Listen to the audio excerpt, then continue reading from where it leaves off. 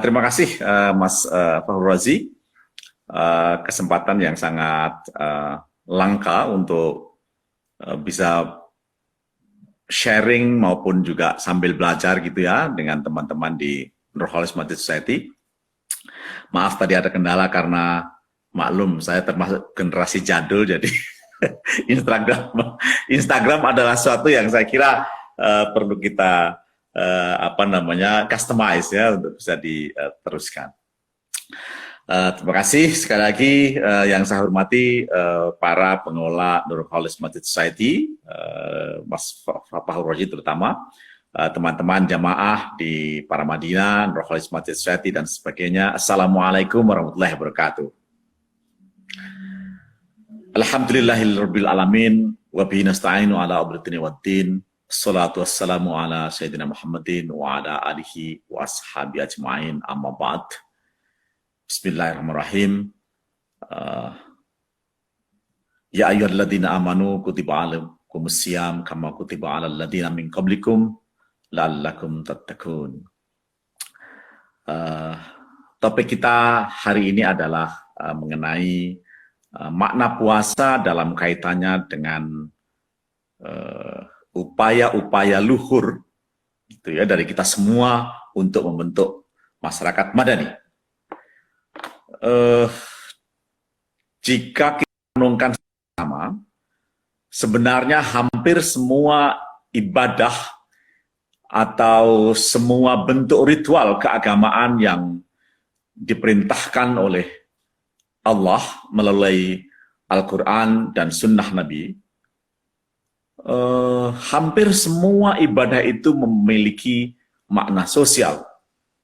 Bahkan dalam pesan Cak Nur yang seringkali digambarkan dalam ceramah-ceramah beliau dan juga tulisan-tulisan beliau, salah satu ayat yang seringkali beliau kutip adalah fa'idha qadaitas shalat, ya, jika kalian semua sudah menunaikan sholat, fantasir fil ard, katanya gitu, menyebarlah ke bumi, ya, fa'malu shalihan, dan bertindaklah atau berbuatlah kesalehan, kira-kira begitu. Nah, pada tingkat itulah sebenarnya kita semua percaya bahwa semua ibadah dalam Islam mempunyai arti sosial, mempunyai kandungan-kandungan yang sangat bermanfaat dalam upaya-upaya untuk menegakkan masyarakat yang beradab, yang soleh.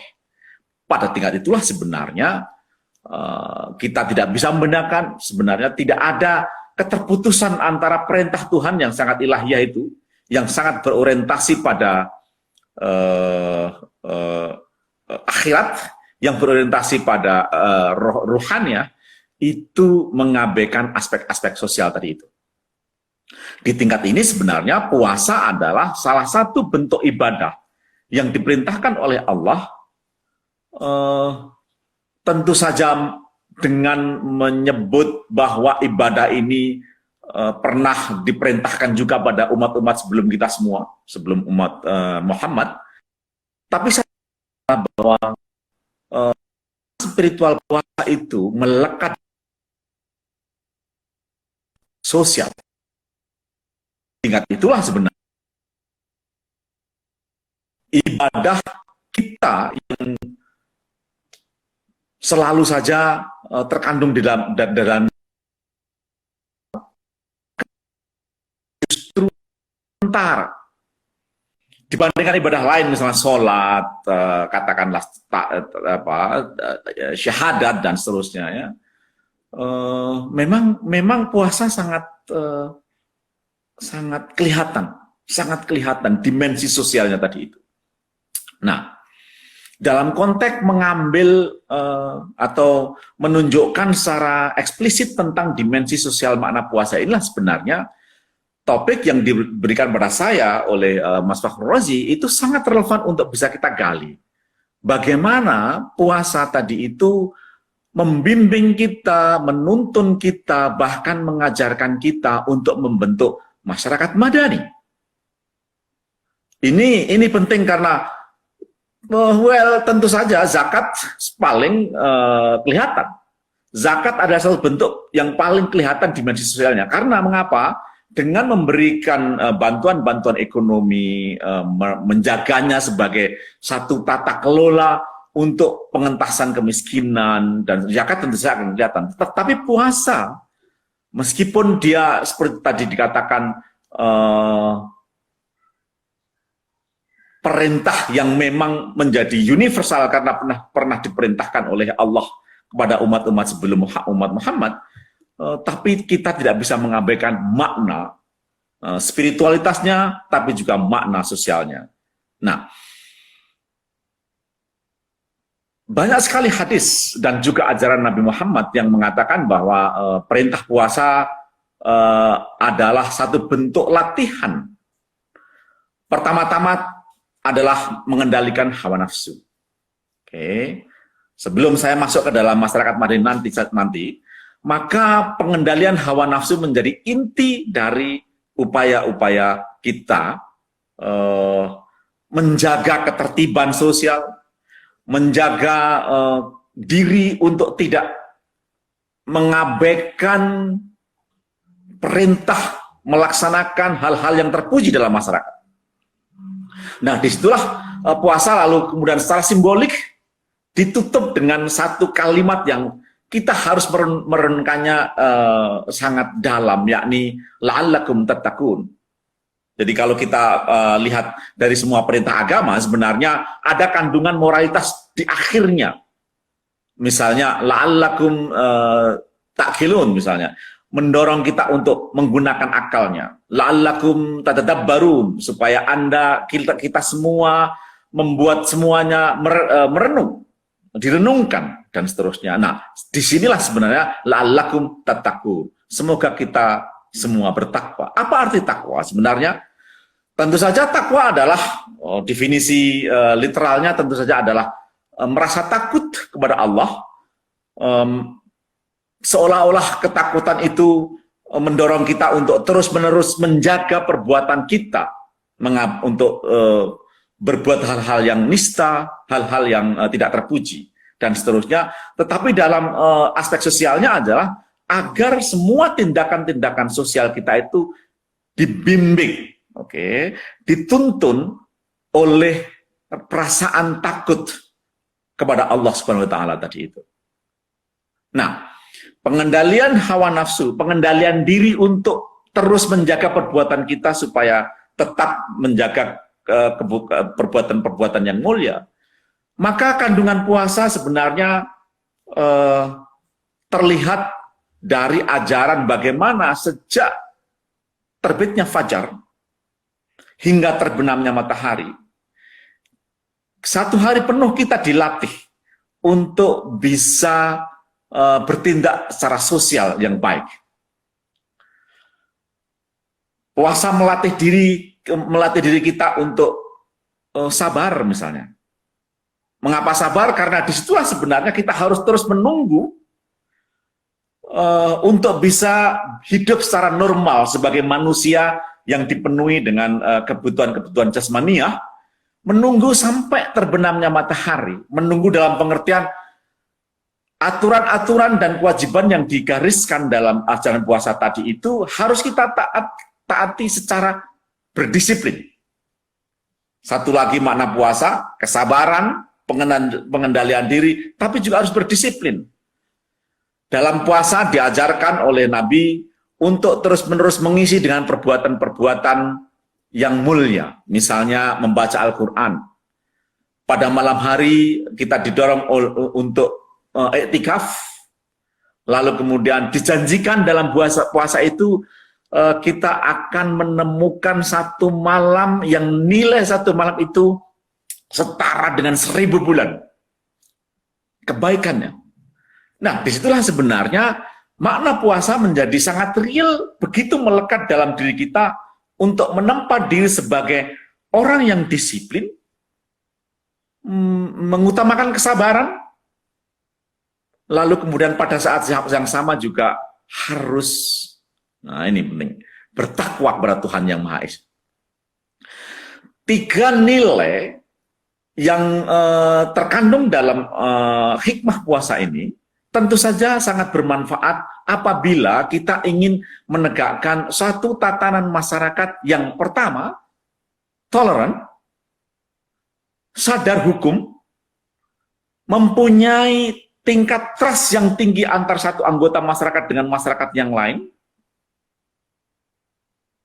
lalu kemudian pada saat yang sama juga membangun masyarakat yang demokratis, tidak tertutup dalam pengertian memberi ruang beda pendapat, orang bisa mengemukakan pendapat-pendapatnya dengan secara merdeka dan seterusnya. Maka di situ masyarakat madani menjadi tipe ideal bagaimana puasa sanggup mendorong masyarakat untuk menegakkan prinsip-prinsip masyarakat madani dalam kegiatan kemasyarakatannya.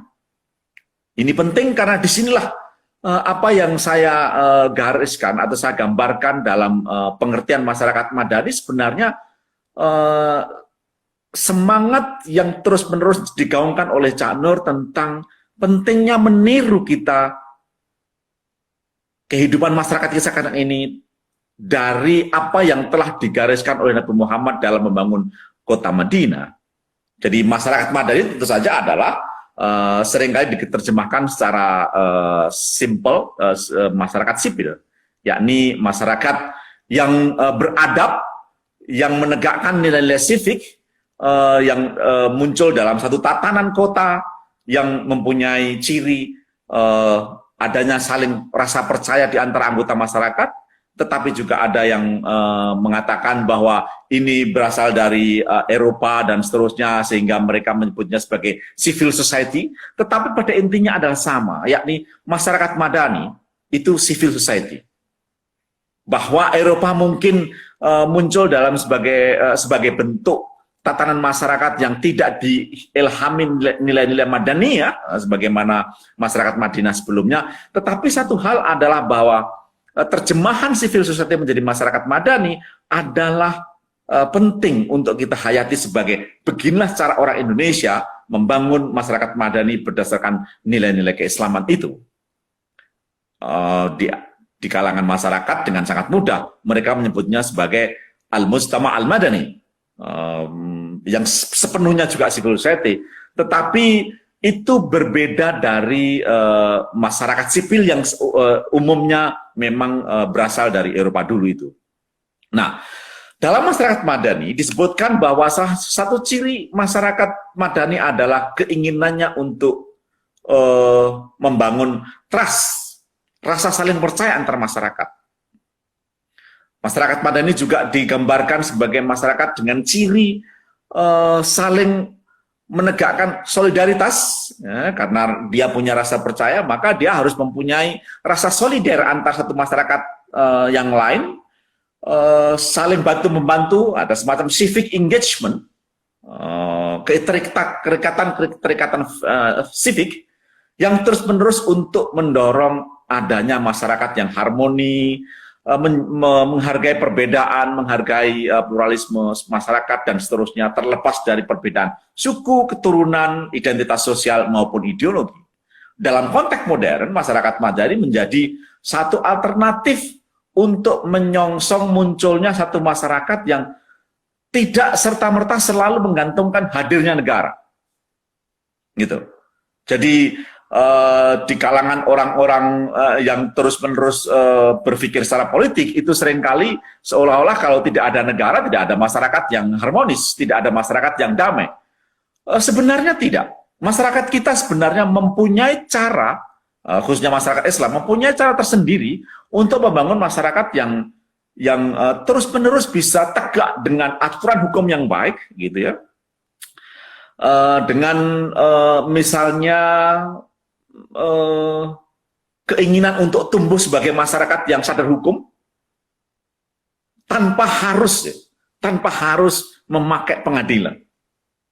Akhir-akhir ini dikenalkan pada kita tentang restoratif justice, yakni satu proses penegakan keadilan yang diwarnai dengan spirit restoratif, keinginan untuk memaafkan kasusnya, gitu ya, memaafkan perbuatannya, tapi tetap ada semacam punishment moral yang mungkin disertakan dalam pemberian itu.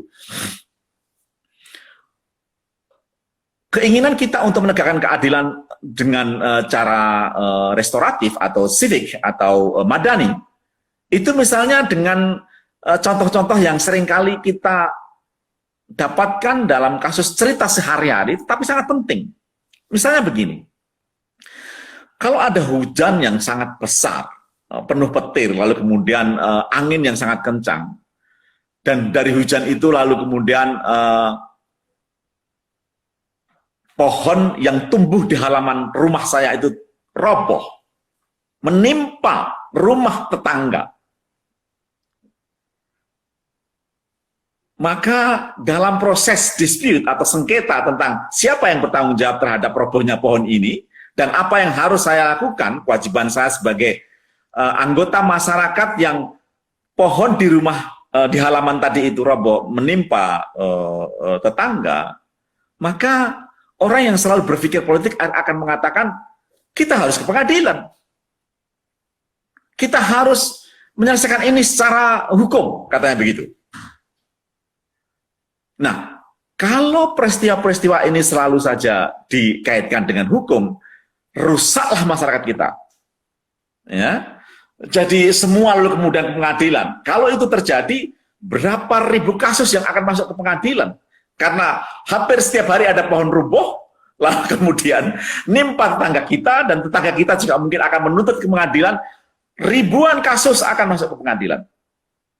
Tetapi prinsip-prinsip masyarakat madani akan mengatakan bahwa, oh Pak Ali, bagaimana kita musyawarah? Kita saling percaya bahwa ini penyelesaian harus dibuat, tetapi ya sudahlah, saya serahkan saja Pak kebaikannya pada Pak Ali. Lalu saya akan mengatakan, iya, gimana ya, ini pohon tua gitu. Saya kok lupa menebang kemarin. Semestinya sebelum hujan tadi itu saya sudah pesen tukang kebun supaya, tapi kok dia nggak ada lagi pulang kampung, jadi terpaksa, dan seterusnya musyawarah terjadi, dan akhirnya ya sudahlah Pak, genting yang rusak berapa ya, nanti saya tak panggil tukang aja, dan lalu kemudian akhirnya yang korban yang tertimpa pohon tadi itu kemudian menerima usulan saya, dan pada tingkat itulah saya kemudian ya sudah, kita ganti, salaman terjadi, perdamaian terjadi, masyarakat yang kita cita-citakan untuk menegakkan keadilan melalui prinsip-prinsip madaniyah tadi itu tercipta akhirnya. Kita tidak perlu ke pengadilan, kita tidak perlu mengadu pada pemerintah kota, kita tidak perlu mengadu ke DPR, tetapi masyarakat tetap berjalan normal seperti biasa. Pada tingkat itulah sebenarnya apa yang saya gariskan masyarakat madani adalah satu tatanan masyarakat yang sebenarnya menengahi antara persoalan-persoalan pribadi dan keluarga dengan persoalan-persoalan politik tadi itu. Arena pergulatan masyarakat untuk menyelesaikan dirinya sendiri secara volunteer, saling percaya, ada engagement, keterikatan yang civic. Pada tingkat itulah sebenarnya perintah untuk menegakkan masyarakat madani itu melekat dalam cita-cita Rasulullah ketika mereka membangun masyarakat Madinah, gitu. Hampir bisa kita katakan bahwa perintah-perintah Al-Quran bukanlah perintah yang sangat spekulatif gitu ya, yang teoritis tentang satu masyarakat. Al-Quran adalah satu kitab yang sangat praktikal. Dia hanya ingin mengatakan beriman pada Allah Subhanahu Wa Taala, lalu kemudian melaksanakan amal soleh dan seterusnya. Al-Quran juga tidak mengandung satu ajaran yang sangat spekulatif sebagaimana ajaran-ajaran gereja mengenai surga, neraka dan seterusnya. Ada contohnya, tetapi semuanya dalam panduan-panduan yang sangat praktis bagaimana mencapainya, bagaimana menghindarkannya. Di tingkat itulah sebenarnya masyarakat Madinah yang dicontohkan oleh Nabi adalah satu prinsip ajaran yang kita tempatkan sebagai model, gitu ya, tidak konseptual, tapi model. artinya cita-cita visioner tentang bagaimana masyarakat yang sungguhnya. Pada tingkat itulah sebenarnya ibadah-ibadah yang diperintahkan dalam Al-Quran ini melekat di dalamnya adalah ajaran untuk menata masyarakat berdasarkan akhlakul karimah. Gitu. Nah, pada tingkat itulah sebenarnya makna puasa yang kita gariskan dari sini, sejak awalnya memang terkandung di dalamnya adalah untuk mendorong individu, begitu ya, tetap merasa sebagai bagian anggota masyarakat yang bertanggung jawab terhadap keinginan perdamaian dan ketertiban masyarakatnya. Banyak sekali hadis yang kira-kira harus kita tunjukkan untuk bisa mendorong kita mengambil hikmah sosial, dimensi sosialnya dari ajaran puasa tadi itu. Misalnya sebuah hadis yang diriwayatkan oleh Ibnu Majah mengatakan, Rabba shaimin laisa lahu min siyamihi illal ju'. Rabba qa'imin laisa lahu min qiyamihi illas sur. Jadi banyak sekali orang berpuasa yang manfaat atau apa yang didapatkan dari puasanya itu tidak lebih dari rasa lapar, itu. Dan juga banyak orang yang betul-betul menjadi memensyati, yakni orang-orang yang terus-menerus melaksanakan sholat, tetapi apa yang didapatkan dari sholat itu kecuali gerakan-gerakan yang tidak ada artinya. Pada tingkat itulah sebenarnya mukmin sejati tentu saja tidak harus atau katakanlah perintah untuk melaksanakan ibadah baik puasa maupun sholat tadi itu tidak semata-mata diartikan sebagai keinginan lapar saja, tetapi juga meninggalkan perbuatan-perbuatan tercela agar puasanya tidak sia-sia. Merasakan lapar dan haus tidak cukup sampai berempati saja, tetapi juga direalisasikan dalam bentuk nyata seperti anjuran Rasulullah tentang pentingnya bersedekah, pentingnya membayar zakat sebagai pelaksanaan penyempurnaan puasa, pentingnya berbuat baik, menghormati orang lain, pentingnya menaruh percaya pada tetangganya, menaruh rasa hormat kepada teman sekerja dan seterusnya, yang semuanya terkandung di dalam atau melekat di dalam perintah ibadah yang berorientasi akhirat tadi itu. Imam Bukhari misalnya melalui Ibnu Abbas menceritakan bahwa Rasulullah adalah orang yang paling dermawan. Namun di bulan Ramadan banyak cerita mengatakan bahwa Rasulullah jauh lebih dermawan dibanding pada bulan-bulan yang lain. Cerita mengenai bagaimana dia tidak punya kurma untuk berbuka, lalu hanya tersisa untuk berbuka, tapi lalu kemudian ada orang yang miskin yang tidak bisa berbuka, kurma itu diberikan semuanya kepada orang tadi. Bahkan Ibnu Abbas dalam satu riwayat membandingkan dengan seandainya saja angin itu berhembus pada semua penjuru, maka kedermawan Rasulullah jauh di atas nilai-nilai yang dihembuskan dari angin tadi. Semuanya adalah kedermawan tadi itu. Pada tingkat itu sebenarnya apa yang diajarkan oleh Rasulullah ketika pada bulan Ramadan tadi itu, keinginan untuk mendorong masyarakat di sekelilingnya betul-betul menghayati bahwa kesabaran, ketakwaan, dan juga pengendalian hawa nafsu yang ada di bulan Ramadan tadi terejawantah, terwujud dalam bentuk-bentuk praktik sosial, dan dari situlah sebenarnya masyarakat madani terwujud. Anda bayangkan kalau kita ini tidak sabar. Begitu. Tidak sabar. Seringkali kita itu tidak mudah untuk mengendalikan ledakan emosi karena berbagai situasi. Misalnya saja pulang kerja lalu kemudian sampai rumah gitu, sudah capek, tiba-tiba lalu kemudian Astaghfirullahaladzim misalnya masuk rumah, anak-anak rewel, lalu kemudian istrinya tiba-tiba nanya, Wah, ini kok minyak goreng naik terus, belum juga istirahat, tiba-tiba dikeluhkan naiknya minyak goreng, naiknya BBM, dan ini kok gimana sih, sampai cabai tadi itu naik dan seterusnya. Siapa yang tidak bisa meledak emosinya pada saat itu? Tapi melalui berlatih menjadi sabar ketika Ramadan, kita akan terus-menerus mampu untuk bisa mengendalikan hawa nafsu, ledakan-ledakan amarah yang setiap saat mungkin terjadi karena berbagai situasi yang kita hadapi. Pada tingkat itulah sebenarnya menjaga masyarakat, menjaga kesabaran kita untuk tumbuh di masyarakat juga tidak berbeda dengan bagaimana kita menjaga kesabaran ketika pulang kerja, masuk rumah dengan suasana yang penuh tantangan tadi itu. Pada tingkat itulah sebenarnya kesabaran mempunyai makna sosial tersendiri dalam upaya membangun masyarakat madani.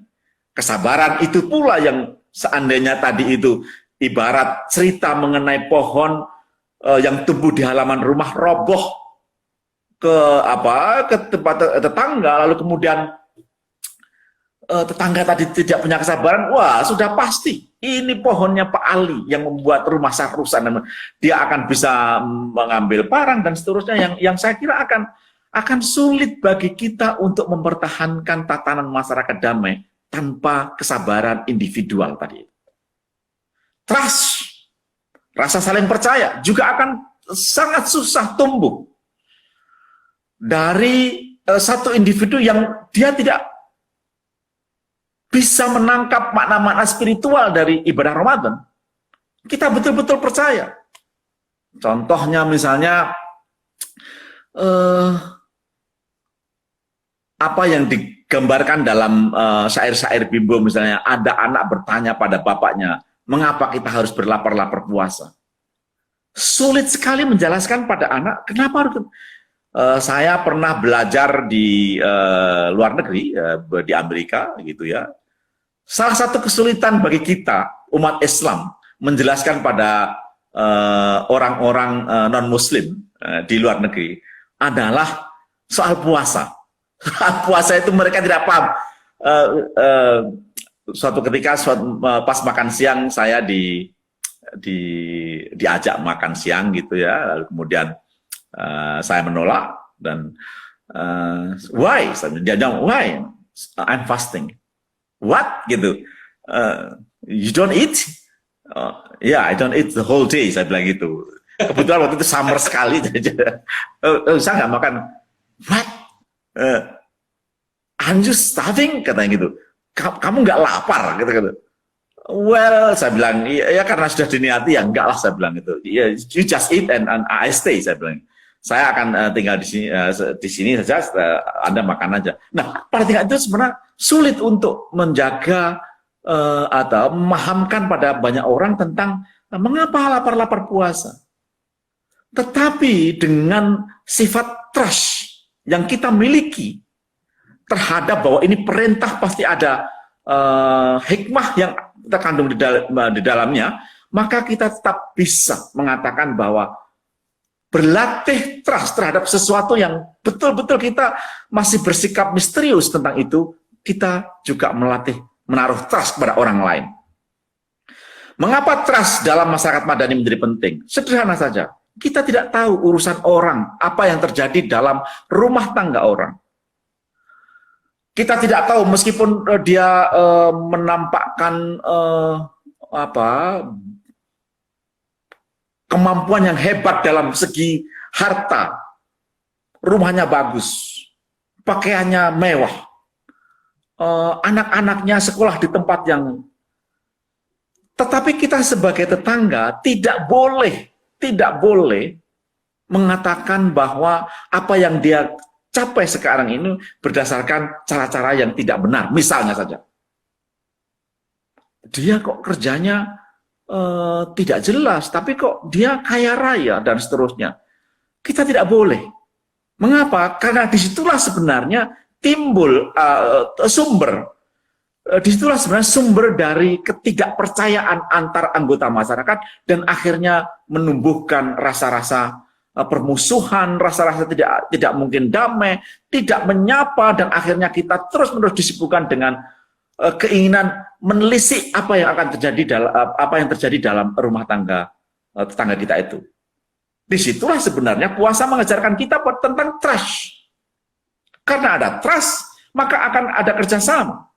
Karena ada kerjasama, maka akan muncul solidaritas. Keinginan terus-menerus untuk saling membantu. Pada tingkat itulah sebenarnya masyarakat Madani itu adalah model dari apa yang pernah digariskan Nabi Muhammad di Madinah dulu, pentingnya masyarakat menjaga trust tadi.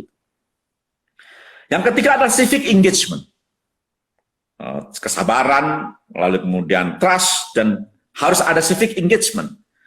Perluasan dari ajaran-ajaran puasa tentang sabar, lalu kemudian rasa saling percaya tadi itu, tentu saja adalah harus diterjemahkan ke dalam bentuk-bentuk yang real tentang gotong royong, pentingnya gotong royong, secara sukarela.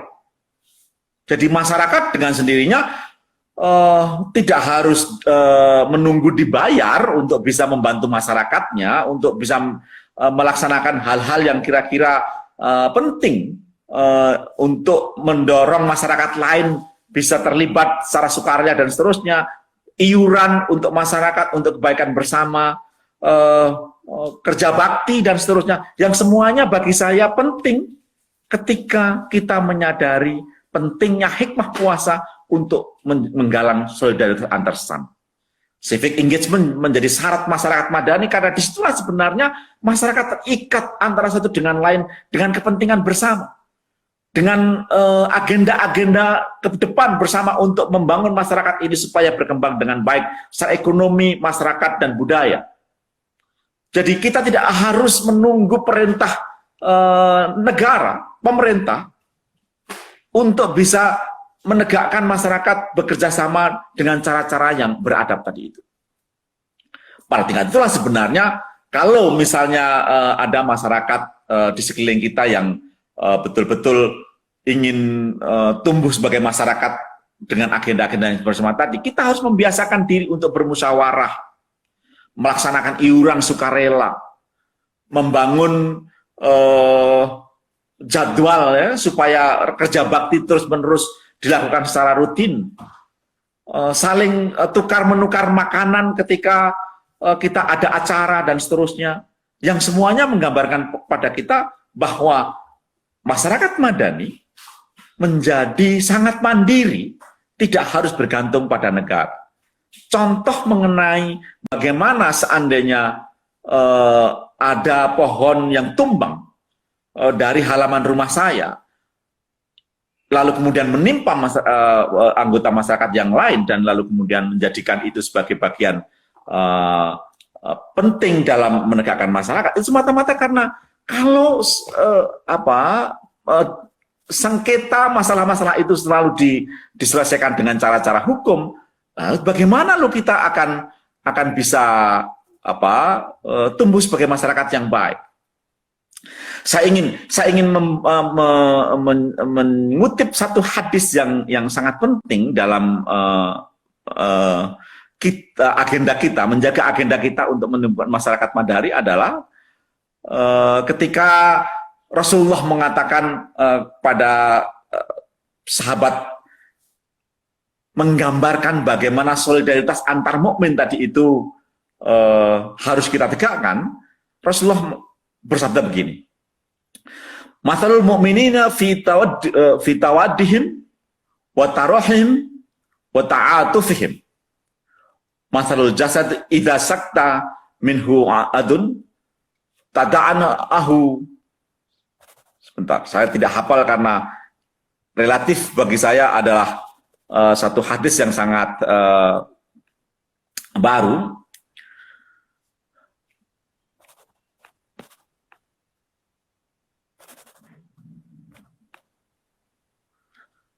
Perumpamaan kaum mukmin adalah ketika dia terpanggil untuk saling mencintai, saling mengasihi, saling bersimpati seperti satu tubuh. Jika ada anggota tubuh yang sakit, maka seluruh tubuh itu merasakan demam, bahkan sulit tidur. Nah, itu perumpamaan.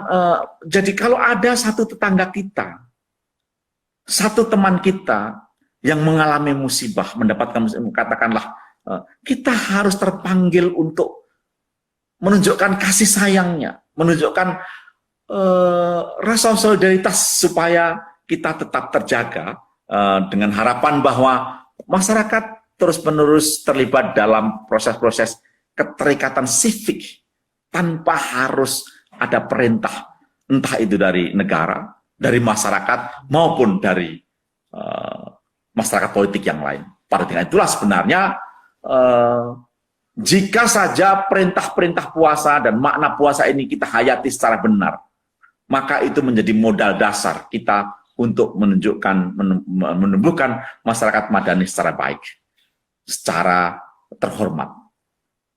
Apa yang saya sebut sebagai masyarakat madani adalah masyarakat yang berlaku penuh keadaban publik, solidaritas, toleransi, demokratis antar satu dengan yang lain, terbuka, dan seterusnya berdasarkan ajaran-ajaran Al-Quran dan Sunnah Nabi. Saya kira sebagai pengantar itu saja yang bisa saya sampaikan, Mas Rozi. Mudah-mudahan memancing pertanyaan untuk bisa diskusi dan menggali lebih jauh tentang mana puasa dalam konteks pertumbuhan masyarakat madani. Sekian, billahi taufik wal hidayah. Assalamualaikum warahmatullahi wabarakatuh.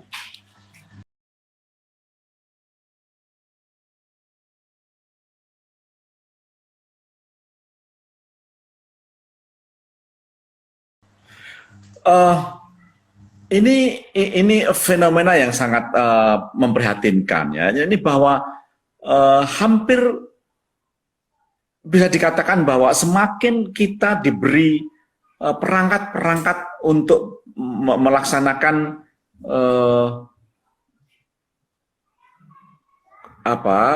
penegakan hukum itu semakin canggih. Pada saat yang sama perubahan-perubahan sosial juga semakin lama semakin impersonal, di mana solidaritas sosial semakin tergerus oleh berbagai kesibukan masyarakat yang tengah menuju masyarakat industri seperti Indonesia. Maka kita tidak menyadari bahayanya satu fenomena di mana keterikatan sosial tadi itu pudar, tetapi perangkat hukumnya semakin membengkak. Pada tingkat itulah sebenarnya fenomena antar lapor itu gampang sekali muncul di tengah-tengah masyarakat yang sebenarnya tidak semua masalah itu harus kita bawa ke dalam proses-proses hukum. Karena apa? Karena sebenarnya budaya kita memberi perangkat atau bahkan ruang yang sangat luas upaya-upaya untuk penyelesaian masalah dengan cara-cara yang lebih beradab tadi itu. Yakni misalnya saja tabayun atau keinginan untuk klarifikasi dengan tuduhan-tuduhan yang mungkin saja dimunculkan oleh sejumlah pihak dan seterusnya. Nah, di situ sebenarnya kalau hal-hal ini tidak kita atasi dengan upaya-upaya untuk memperkenalkan karakter dan cita-cita masyarakat madani yang ada dalam tradisi Islam, maka kita akan tumbuh sebagai masyarakat yang betul-betul tidak beradab. Kita betul-betul mengabaikan ajaran pentingnya melaksanakan tugas-tugas publik itu dengan cara-cara akhlak karimah. Saya termasuk orang yang sangat sedih apabila melihat, mendengarkan kelompok-kelompok masyarakat yang terus-menerus mengatasnamakan keinginan membela Islam, keinginan untuk berdakwah dan seterusnya, tetapi dilakukan dengan cara-cara yang mengabaikan akhlakul karimah adalah suatu yang sangat memprihatinkan saat ini. Banyak sekali dengan cara-cara caci maki, menggertak, menghardik, bahkan teriakan-teriakan yang tidak semestinya itu dilaksanakan dalam ruang publik, itu semakin mencerminkan kita satu masyarakat yang betul-betul tidak bisa menjadikan akhlak sebagai patokan untuk melaksanakan aspirasi-aspirasi Islam yang baik. Saya tetap percaya bahwa menggaungkan atau memperjuangkan aspirasi yang baik harus dilaksanakan dengan cara-cara yang baik pula, tanpa mengkaitkan dua hal, yakni tujuan untuk kebaikan dengan cara yang baik pula, maka kita akan hilang kehilangan yang sangat dari ajaran Islam mengenai bahwa ajaran-ajaran keagamaan juga mengandung di dalam dirinya adalah cara-cara yang beragama juga. Pada tingkat itulah sebenarnya dengan cara berpuasa lalu kemudian betul-betul memaknai puasa tadi itu dengan cara yang semestinya, maka kita akan tumbuh sebagai masyarakat yang tidak gampang untuk mendorong terjadinya semua masalah kita bawa ke ranah hukum. Semua masalah kita perjuangkan dengan cara-cara yang tidak beradab, tidak boleh. Kita harus tetap menjaga keadaban publik sebagai nomor satu dari tujuan. Banyak sekali kaidah-kaidah fikih yang mengatakan at-thariqatu ahammu minal madah, misalnya begitu ya. Strategi jauh lebih baik dibanding isi atau substansi apa yang ingin kita sampaikan. Banyak sekali hal itu mengajarkan tentang pentingnya madah atau cara-cara yang berakhlak untuk menyampaikan sesuatu.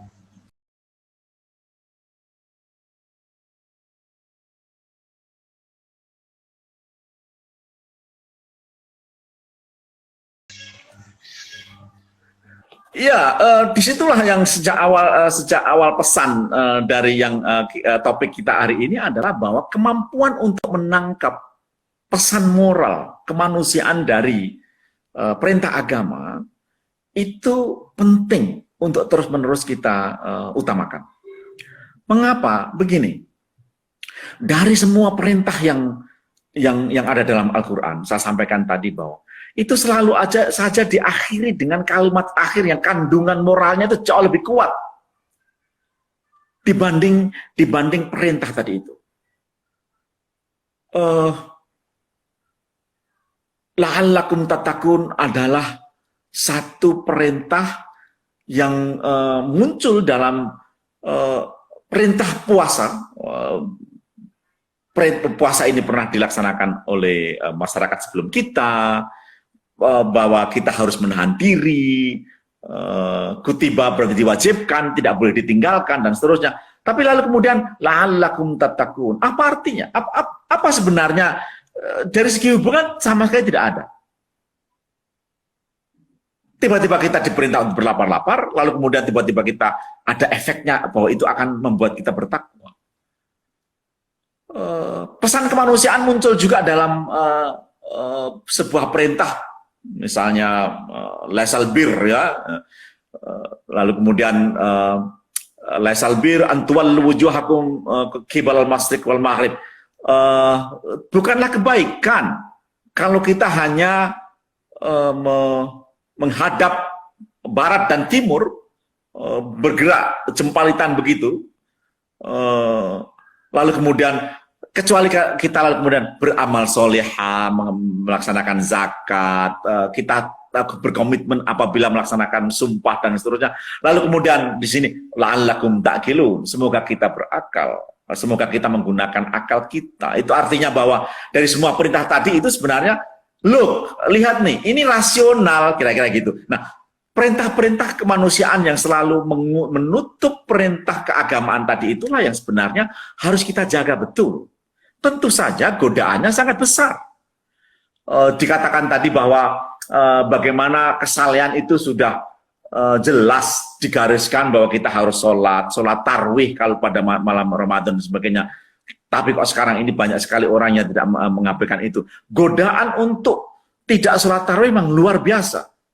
Hanya karena dia sunnah. Padahal kalau kita ikuti perintah Nabi dalam pesan-pesan Nabi dalam hadis mengatakan bahwa kesempurnaan pada Ramadan ya pertama-tama tentu saja adalah tarawihnya, amalan-amalan sunnahnya, membaca Al-Qur'annya, iktikafnya, dan bahkan digambarkan dalam Al-Qur'an misalnya inna anzalnahu fi lailatul qadr, disinilah pada bulan inilah sebenarnya Al-Quran pada masa itu turun. Kapan turunnya? Nah, digambarkan itu. Dia lebih indah daripada 1000 bulan, nilainya itu. Nah, bagaimana mendapatkan hal itu? Tentu saja kita tidak tahu pasti.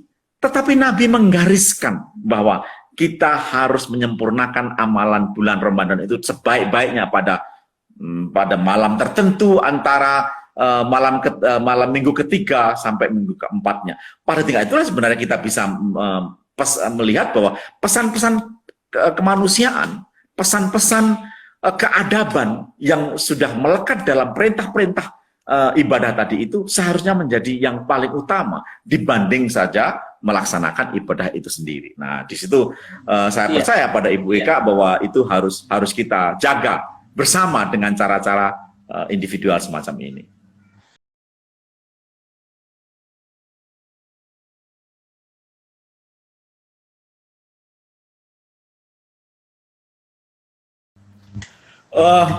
Ada masanya ketika tarawih menjadi perdebatan yang pelik di kalangan umat Islam pada saat itu.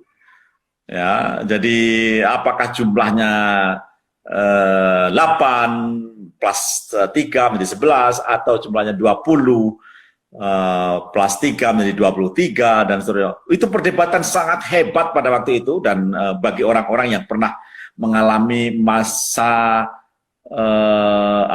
muda di masa remaja dan muda di kampung, di mana benturan perdebatan tadi itu begitu mengemuka, maka akan merasa betapa umat Islam ini tidak pernah ada damainya ketika Ramadan. Tapi bersamaan dengan perubahan-perubahan yang dialami oleh umat Islam, khususnya semakin banyaknya umat Islam masuk ke dalam pendidikan-pendidikan keagamaan, terbuka wawasannya untuk melihat perbedaan-perbedaan yang istilahnya itu furu'iyah, cabang, dengan perdebatan yang usuliyah, pokoknya. Ya, maka semakin lama perdebatan itu hilang sendiri. Jadi sekarang apakah 8 atau 20 tidak berdebatan lagi. Perdebatannya memuncak menjadi yang penting sholat gitu dibanding tidak sholat gitu. Yang penting sholat tarwih dibanding tidak ikut tarwih.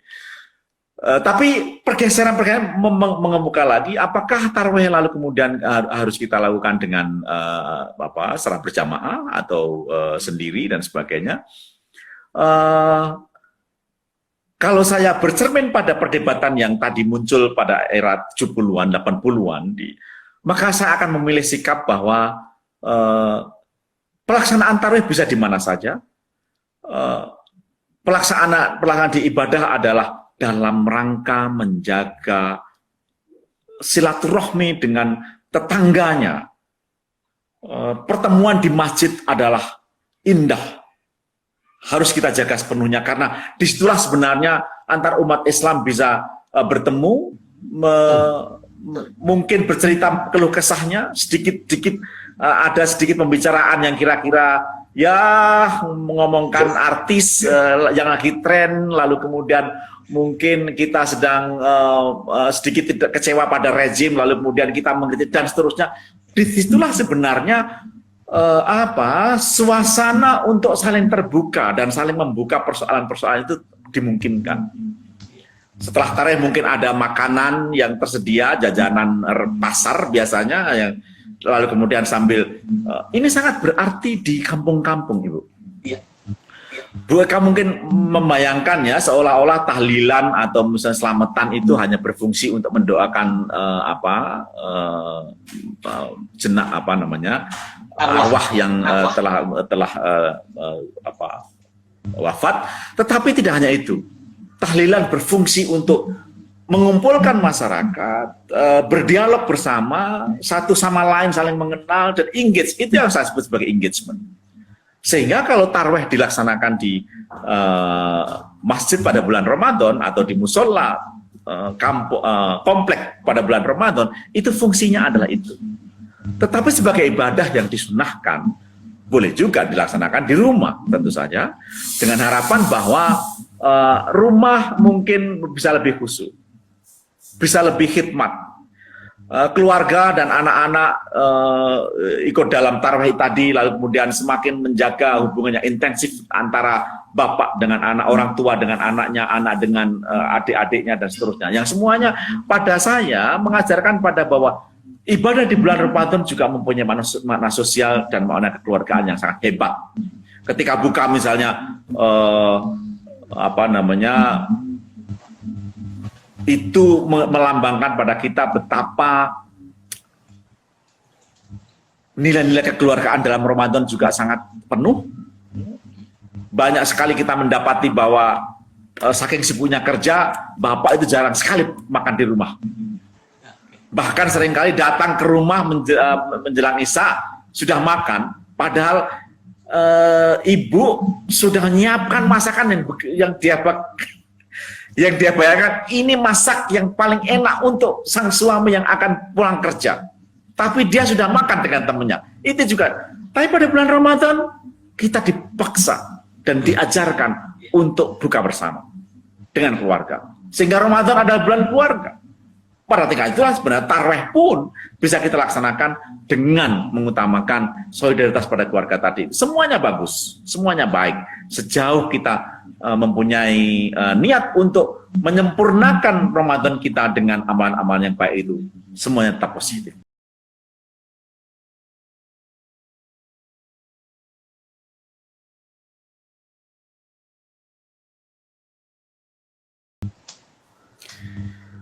Terima kasih Mbak Ruki. Kandungan sosial, kandungan makna sosial dari puasa itu sebenarnya sangat real. Yang semuanya membuat batasnya individu ya. Jadi individu inilah yang harus kita bangun. Kira-kira kalau saya berpikir secara sosial itu ya semacam perkaderan, mengkader diri untuk tumbuh sebagai pribadi Muslim mukmin yang baik.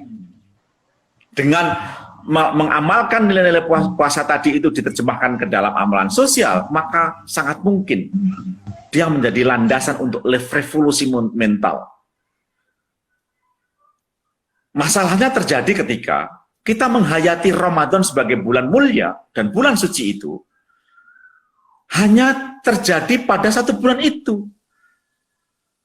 Padahal kalau kita hayati, maka sebenarnya seperti yang digambarkan oleh Nabi yang mengatakan, kalau saja umatku mengetahui makna atau kandungan mulia yang ada di bulan, maka dia akan mengharapkan seluruh bulan adalah bulan Ramadan. Revolusi mental terjadi ketika Ramadan terus-menerus kita pertahankan dan amalan-amalan baiknya kita jaga sepanjang tahun.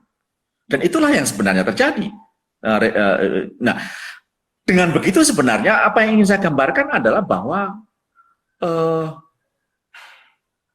Ramadan ini betul-betul membuat budaya istimewa kan. Ada perubahan antara satu Ramadan dengan sampai 30 Ramadan, semuanya berbeda.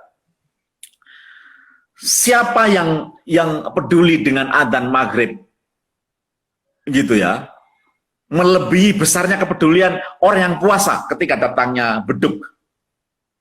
Tiba-tiba kita sadar maghrib kita tunggu.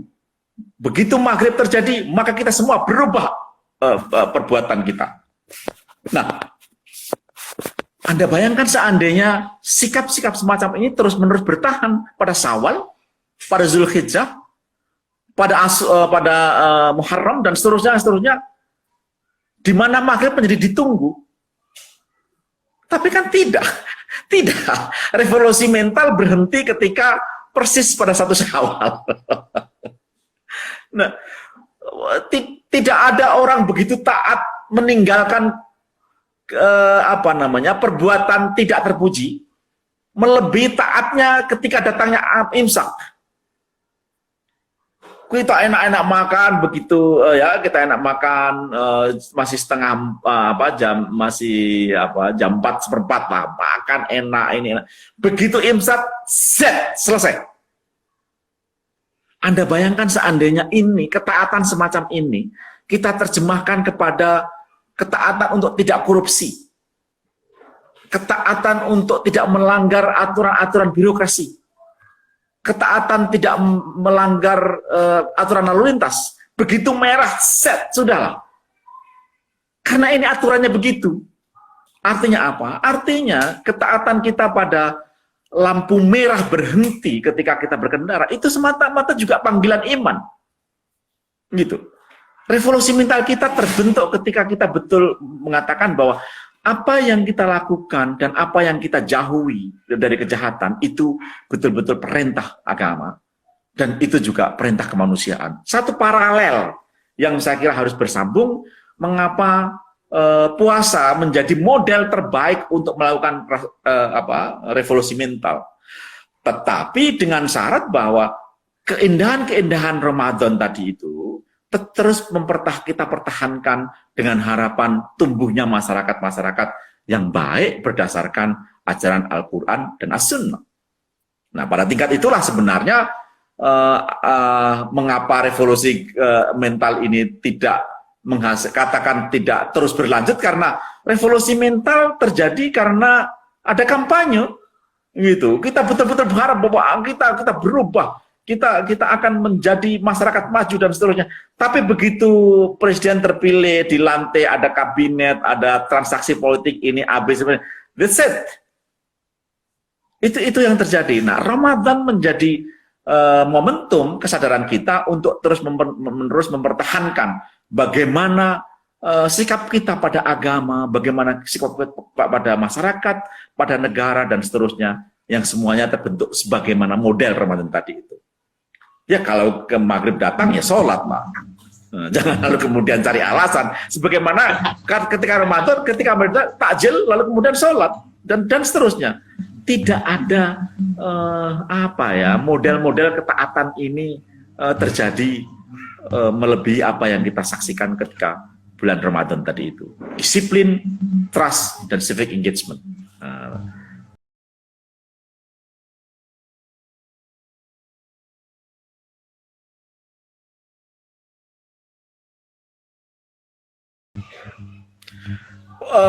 Ini fenomena unik ya, fenomena baru dalam kehidupan kita, bagaimana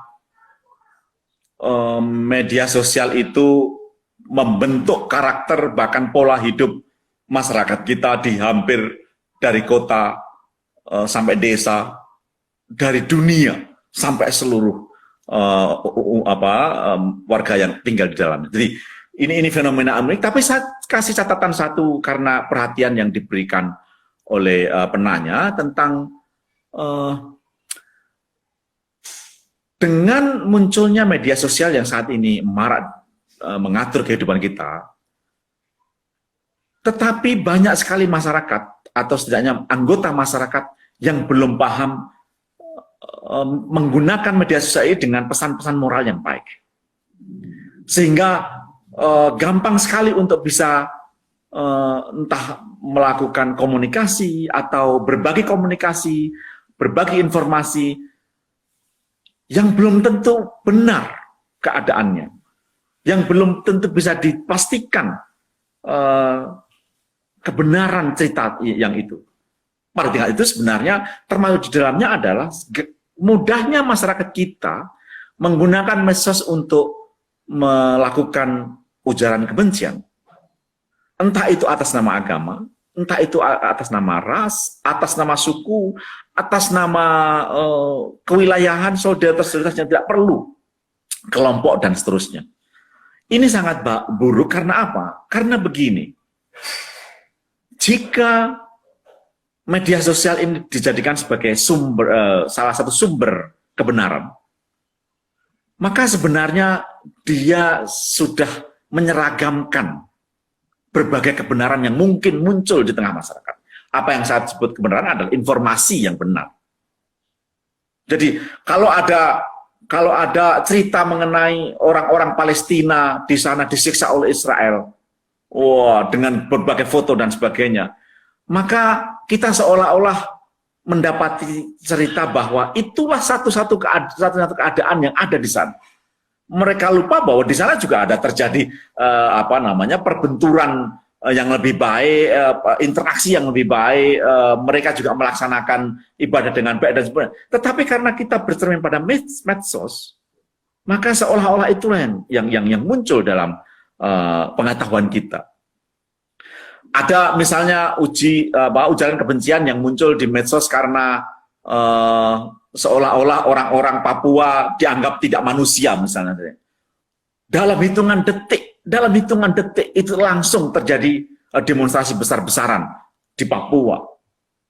Apa yang terjadi sebenarnya bahwa medsos telah mengarahkan, mendrive perilaku-perilaku yang tidak terpuji, kekerasan misalnya, karena dia bersifat menyeragamkan.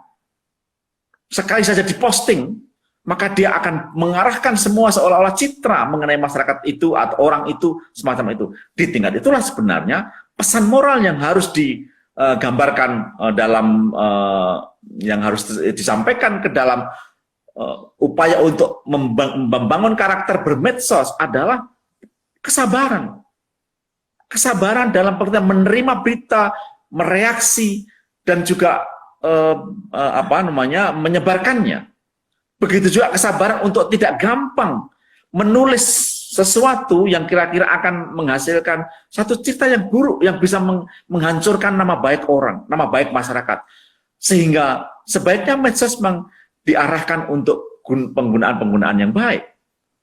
Saya ingin mengatakan bahwa melalui Ramadan, kita melatih diri untuk tidak gampang membuat ujaran kebencian melalui medsos. Saya dengar besok pagi akan ada, besok siang mungkin akan ada demonstrasi misalnya, kita harus betul-betul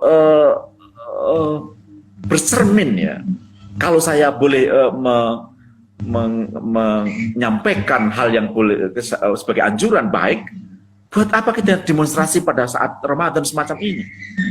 Apa kita bisa membendung, mengontrol, mengendalikan emosi-emosi yang mungkin akan muncul dalam proses demonstrasi itu, di mana lalu kemudian kita akan membuat ujaran kebencian, memaki, merendahkan, dan bahkan konflik secara fisik dengan aparat keamanan.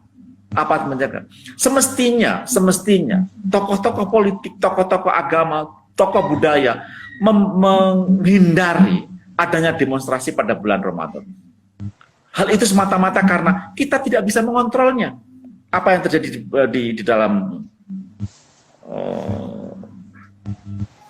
proses aksi di dalam demonstrasi itu, kecuali bahwa keburukan saja yang akan muncul dalam retorika demonstrasi tadi itu. Saya tidak dalam pengertian politik semacam ini, tapi pada intinya adalah justru Ramadan itu betul-betul memerintahkan kita untuk melatih sabar, saling percaya, dan meningkatkan civic engagement di tengah-tengah masyarakat kita. Dengan itulah kita mendapatkan ketakwaan, nilai takwa yang ada dalam bulan ini yang terus-menerus disebarkan melalui pesan-pesan keagamaan di masa depan. Terima kasih.